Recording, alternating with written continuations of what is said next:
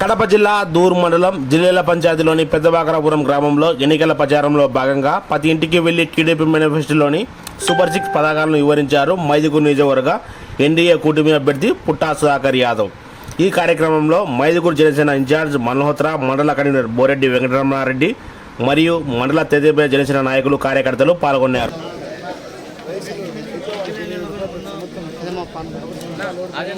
Pamphlet ఇవ్వండి sir, అది కొంచెం అదే మొబైల్ ఇది.